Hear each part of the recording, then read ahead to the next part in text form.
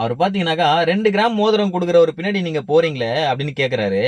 அவர் கொடுக்குற அந்த 2 கிராம் மோதிரம் இப்ப கொடுக்கல, அவர் எப்பத்துல இருந்தோ கொடுத்துட்டு இருக்காரு.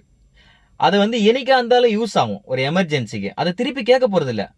ஆனா நீங்க எப்பத்துல இருந்து கொடுக்குறீங்க 1000 500? நீங்க அந்த எலெக்ஷன்ல ஜெயிக்கணும் அப்படின்ட்டு எலெக்ஷன் எண்டிங்ல நீங்க கொடுக்குறீங்க. சோ அந்த 1000ம் 500ம் வட்டியும் முதலமா சேர்த்து வாங்குறீங்க. எப்படி? ஊழல். எதுக்கு ஏத்தாலும் ஃபைனு. சோ அந்த ஒரு கால்குலேஷன்ல நீங்க 1500 ரூபாய் 1000 ரூபாய் சொல்லிட்டு கொடுக்குறீங்க. எப்படி இருந்தாலும் அரசியல்ல ஊழல் பண்ணி சம்பாதிக்க தான் போற அப்படின்னு கால்குலேஷன்ல நீங்க கொடுக்குறீங்க.